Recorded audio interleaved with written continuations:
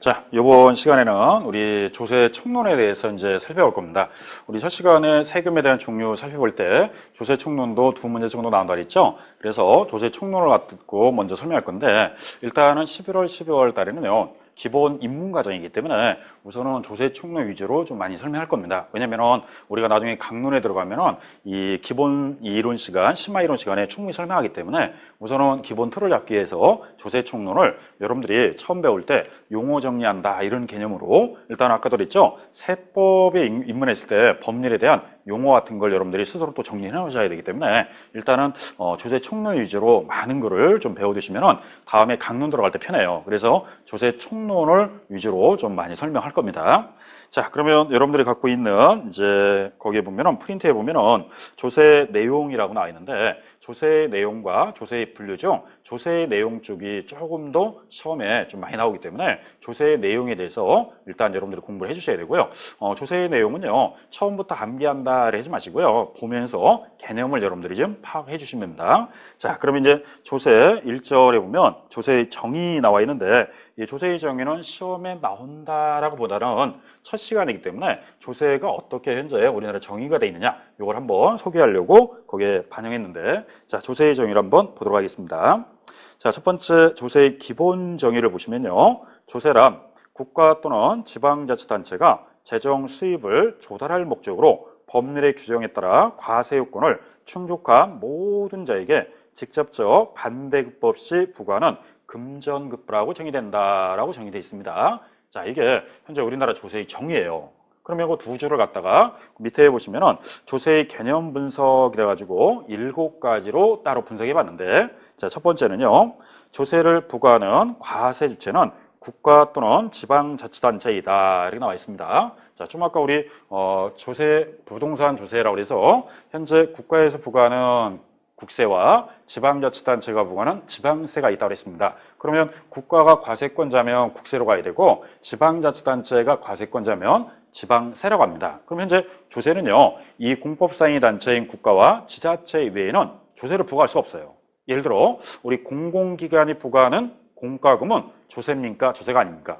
조세가 아닙니다. 여러분들이 공공기관에서 부과하는 거는 여러분들이 사용한 만큼 사용료 낸 거예요. 그래서 여러분들이 전기를 사용하면 전기요금 냅니다. 수도를 사용하면 수도요금, 여러분들이 통신을 사용하면 통신요금, 가스요금, 이렇게 어떠한 공공기관에서 여러분들이 사용한 만큼 사용료를 부과하는 것은 요금 또는 사용료라고 표현해요. 그러면 세금이라는 것은요, 일단 이렇게 국세, 지방세 나눠져 가지고 국가가 부과하는 국세와 지방자치단체가 부과하는 세금, 이게 다 세목으로 구성되어 있기 때문에 앞으로 우리 세법 시간에는 취득세, 등록면허세, 재산세 이렇게 세목으로 표현해요. 그러면 좀 아까 전기세, 수도세 이렇게 하면 안 되죠. 전기요금, 수도요금이라고 합니다. 그런 요금은 여러분들이 사용한 만큼 사용료 내는 거예요. 많이 쓰면 많이 내고 적게 쓰면 적게 내요. 근데 세금은요, 반대급부가 없기 때문에 취득세, 취득한 자가 내는 거, 나중에 보유하는 자가 재산세, 이런 세금들은 반대급부 없이 여러분들이 어떠한 취득 행위를 보고 과세하는 거, 재산이 있을 때 과세하는 거, 여러분들이 부동산을 팔아서 소득이 차관해서 과세하는 세금들은 세금으로서 부과하는 거고요, 반대급부하고 전혀 관계없다. 그래서 앞으로 국가가 부과하는 국세와 지방자치단체가 부과하는 지방세, 이 두 가지로 크게 구성되어 있습니다. 그럼 이제 과세권자는 국가와 지자체다 이렇게 생각하시면 돼요. 자, 두 번째는요, 국가를 운영하고 지자체를 운영하려면 그만한 재원이 있어야 돼, 없어야 돼요? 있어야죠. 그거를 국민으로부터 세금을 걷어들여서 징수한 다음에 그 재원을 가지고 국방이나 치안이나 사회 기반시설, 요즘에 복지 혜택 이런 걸 많이 줄 수 있는 게 결국은 세금을 걷어들여서 우리가 쓰는 돈입니다. 그래서 재정 수입의 조달이 있다 이렇게 나와 있습니다. 자, 그러면 문장을 보면 재정 수입을 조달할 목적으로 부과, 징수한다. 부과하고 걷어들인다, 징수한다 이렇게 표현합니다.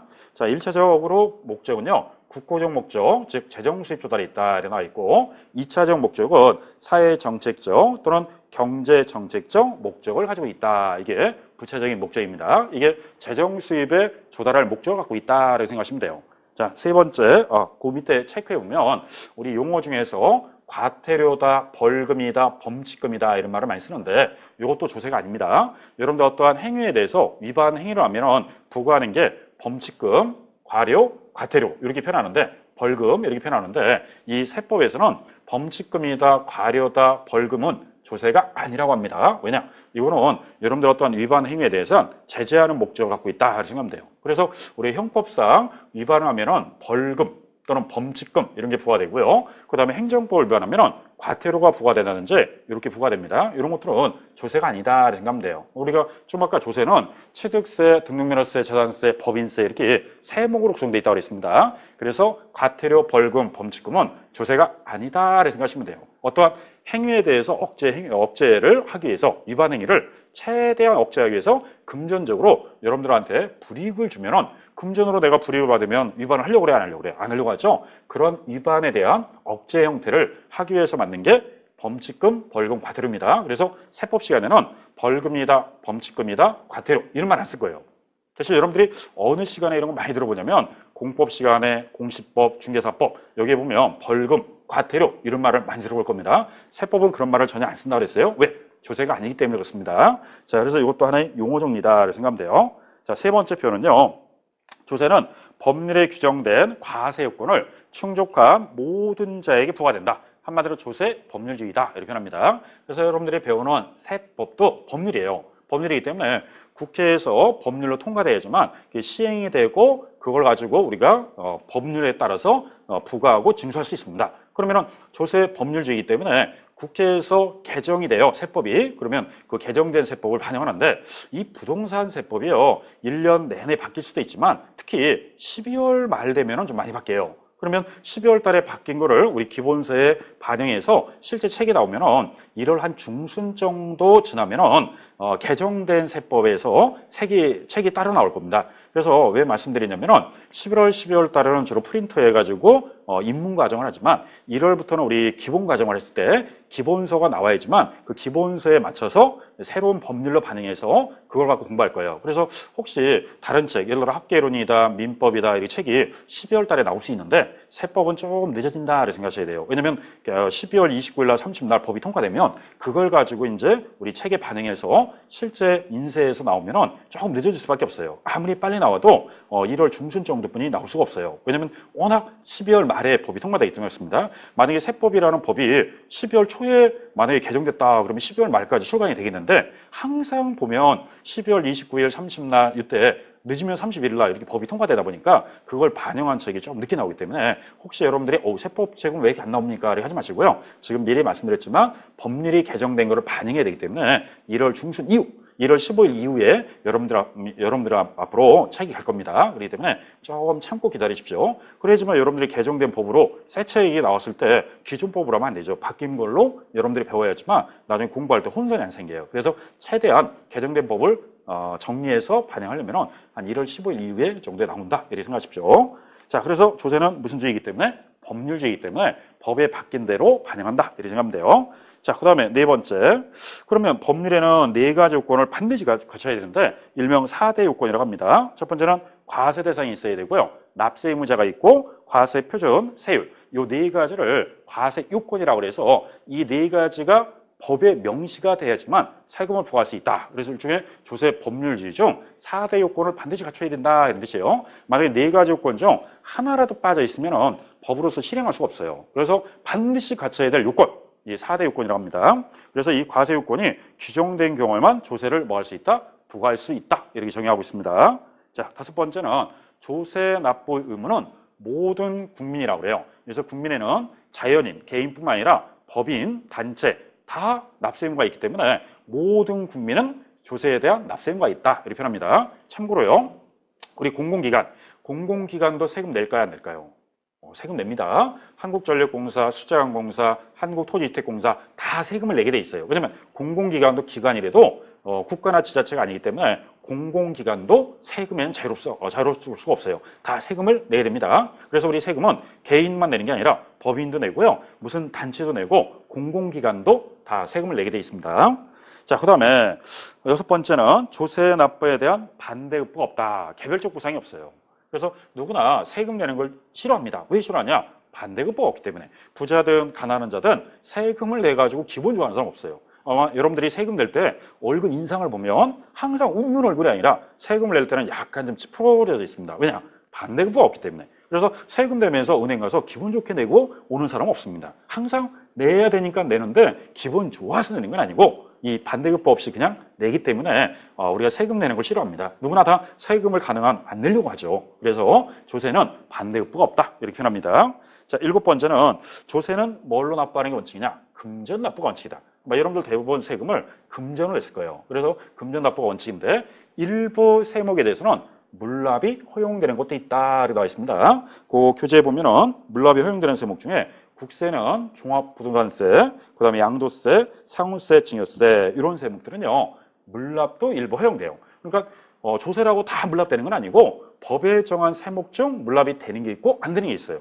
자, 그래서 물납은 이러한 세목들이 된다. 그리고 지방세는 유일하게 재산세 하나만 물납을 합니다. 재산세 외에 취득세나 등록면허세는 물납이 없어요. 그래서 세금이라고 해서 다 물납되는 건 아니다. 우리가 배우는 5가지 세목 중 취득세, 등록면허세는 물납이 안 되고요. 재산세, 종부세, 양도세는 물납이 돼요. 그래서 세목마다, 법률마다 물납이 가능한 게 있고 가능하지 않는 것도 있다. 이렇게 생각하셔야 됩니다. 물론 강론에 배우면 다 정리를 할 겁니다. 자, 그래서 거기 나오는 게 7가지로 개념 분석해 봤는데 7가지는 그랬죠. 시험에 나와서 배운 게 아니라 첫 시간에 조세의 정의이기 때문에 한번 7가지를 개념 분석을 쭉 살펴봤는데 이 7가지를 우리가 한마디로 말하면 조세의 정의다 이렇게 생각하면 돼요. 자, 요 3페이지 나와 있는 조세의 정의는 여러분들이 참고만 해주시면 돼요. 자, 그래서 조세의 정의를 한번 살펴봤고요. 이제 다음에 가면 4페이지에 가면은 제 2절 조세 관련 용어 나와 있는데 용어를 좀 배울 겁니다. 첫 번째는 세액계산 나와 있고요. 그 두 번째 보면 가산세, 세 번째 보면 가산금 이렇게 나와 있는데 앞으로 우리가 취득세부터 양도세 배울 때 가산세라는 말도 있고요. 가산금이라는 것도 있어요. 자, 두 가지를 한번 비교하면서 정리해 보도록 하겠습니다. 자, 우선 우리가 가산세 및 가산금, 자, 한마디로 말하면 처벌조항이에요. 여러분들이 어떠한 법률적 위반, 의무를 이행하지 않으면 아까 우리가 과태료나 범칙금 부과한다고 있죠? 근데 세법에서는 범칙금, 과료, 과태료는 조세가 아니라고 했습니다. 대신 그 유사한 것이 뭐냐? 가산세예요. 이 가산세는요, 앞으로 세법에서만 씁니다. 세법 외의 법률은 가산세란 말 안 써요. 그래서 여러분들이 공법, 공시법, 중개사법, 민법 이런 법률 배울 때 가산금, 가산세는 거의 안 써요. 그러면 가산세는 어디서 씁니다? 세법 시간에 씁니다. 자, 이 가산세는 세법에서 규정합니다. 각 세법의 규정에 따라 가산세를 쓰기 때문에 민법이니 공시법 이런 때는 이 가산세 말을 쓰면 안 돼요. 그래서 가산세는 독특하게 세법에서만 쓰는 하나의 세금의 일종이다 이렇게 생각하시면 돼요. 자, 그러면 왜 가산세라는 걸 만들었느냐? 누구나 다 세금을 성실하게 신고합니까? 안 합니까? 안 하죠. 왜? 아까 세금은 반대급부가 없다 그랬으니까 누구나 세금 내는 걸 좋아하는 사람 하나도 없어요. 그러면 가능하면 세금을 누락시켜서 신고하려고 그러고 아예 신고를 안 하려고 그래요. 그래야지 내가 금전적으로 세금을 안 내니까. 그러다 보니까 이런 거에 대해서 불성실한 자를 어떠한 처벌하자. 그렇지 않고 누구나 다 처벌 없이 그냥 내고 싶은 만큼 내라 그러면 사람들이 다 적게 내려고 합니다. 그래서 가산세는 세법에 규정하되 두 가지를 부여하고 있는데 그게 뭐냐? 의무를 부여하고 있어요. 그 의무에 대한 불성실한 자한테 부과하는 게 뭐냐? 가산세. 그러면 의무를 성실하게 이행한 자는 가산세가 없습니다. 의무를 불성실하기 때문에 가산세를 부과하는 거예요. 자, 그러면 가산세는요, 의무가 2개가 있는데 앞으로 여러분들은 2가지 의무를 잘 해줘야 돼요. 그 2가지 의무를 불성실하게 되면 뭐가 붙는다고요? 가산세가 있는데 첫 번째 의무는요, 세금을 내가 벌은 만큼, 소득이 있는 만큼, 또는 내가 재산이 있는 만큼, 또는 내가 어떠한 취득을 해서 부동산을 얼마에 샀습니다. 이러한 성실한 신고 의무가 있어요. 그래서 신고가 불성실하면 가산세를 부과합니다. 일단은 의무 중에 하나가 신고를 제대로 하라는 의무예요. 그 신고가 불성실하면 뭐가 붙는다? 가산세가 있습니다. 자, 그럼 내가 국가나 지자체에다가 나 세금 신고했어요. 신고했으면은 그거를 또 자진해서 어떻게 해야 돼요? 세금 납부해야 되는데 납부를 안 했다 그러면 납부 불성실 가산세가 부과돼요. 자, 앞으로 2가지 의무가 있습니다. 신고해야 할 의무와 납부할 의무가 있는데 신고가 불성실하다, 납부가 불성실하면 여기에 대한 제재는 뭐다? 가산세가 부과됩니다. 그래서 앞으로 우리가 배우는 세목 중에 신고 납부하는 조세가 있어요. 신고 납부를 의무를 이행하지 않았다. 그러면 가산세가 부과됩니다. 자, 그러면 신고에 대한 불성실, 납부에 대한 불성실 중 납부 불성실은 일을 계산해요. 하루가 늦어질수록 일을 만분의 3이라는 가산세를 부과해요. 그럼 일을 만분의 3이면 하루, 이틀, 10일, 100일, 1년 이렇게 하루가 늦어질수록 무조건 만분의 3이 가산됩니다. 꽤 큽니다. 요 일을 만분의 3을요 연으로 따지면은 10.95%라고 해요. 자, 이자율이 10.9% 나와요. 하루에 0.03%라고 했을 때 연으로 따지면 1년 365일이니까 그 365일을 0.03%로 곱하면요 1년에 대한 이 불성실 가산세가 무려 10.9%예요. 상당히 높은 비율이죠. 그래서 앞으로 세금을 납부를 갖다가 게을리하지 마시고 정해진 날짜에 꼬박꼬박 납부하셔야 돼요. 하루만 늦어져도 무조건 일을 만분의 3이 부과됩니다. 자, 여기 납부 불성실이고요. 자, 신고 불성실. 신고 불성실은요, 신고자의 원인에 따라서 좀 달라지는데 무신고자하고 과소신고자하고 차별이 있어요. 그러면 조세에는 국세든 지방세든 무신고자하고 과소신고자 중 누구를 더 처벌할까요? 무신고자를 더 처벌합니다. 여기서 무신고자를 더 처벌한다는 것은 그만큼 더 비율이 높다는 거예요. 비율이 높다는 것은 그만큼 불이익을 준다 이 뜻이에요. 자, 일반적으로 무신고자는 20% 더 내게 돼 있어요. 본인이 신고가 안 했으니까 신고에 대한 산출세액의 20% 가산세가 붙고요. 과소신고자는 신고를 했지만 누락신고자죠. 누락신고자는 10%가 더 부과됩니다. 그러면 2배 차이가 나기 때문에 무신고자는 20%, 과소신고자는 10%예요. 이렇게 일반 무신고자와 일반 과소신고자에 대해서는 가산세 비율이 다르다 이 뜻이에요. 자, 여기에다가 부정하게 신고하는 사람이 있어요. 고의적으로, 부당하게. 그럼 예를 들어서 뭐 우리가 매매계약서를 다운계약 썼다, 업계약 썼다, 거짓 증빙했다, 거짓 서류 제출했다, 이렇게 소득을 은폐했다, 이렇게 부당하게 하면요 부당가산세는 또 40%가 부과됩니다. 그래서 부정가산세는 비율이 상당히 높은데 비율상 몇 프로다? 40%예요. 그리고 이렇게 가산세가 차이가 있기 때문에 일단은 무신고자는 20%, 과소신고자는 10%고요. 그 다음에 부정신고자는 40%이기 때문에 그 원인에 따라서 가산세가 틀려져요. 자, 이거를 나중에 우리 취득세부터 양도세 배울 때 이 가산세를 정리할 건데 오늘 그냥 가산세가 이렇게 돼 있기 때문에 이 신고에 대한 불성가산세가 매우 높다라고 생각하면 돼요. 아까 납부 불성실은 하루만 늦어지면 0.03%씩 해서 연으로 따지면 10.9%지만 1년치를 따졌을 때 그런데 신고 불성실은 단 한 번 신고를 무신고 안 했다 또는 과소신고해도요 무조건 기간에 관계없어요. 무조건 무신고자는 20%, 과소신고자는 10%니까 비율이 상당히 높다 이런 뜻입니다. 자, 이게 가산세를 표현한 겁니다. 자, 그 다음에 이제 가산금을 좀 정리해 보면 이렇게 되어 있습니다. 우리 가산금 그러면 이 가산금은 연체이자의 성격이라고 그래요.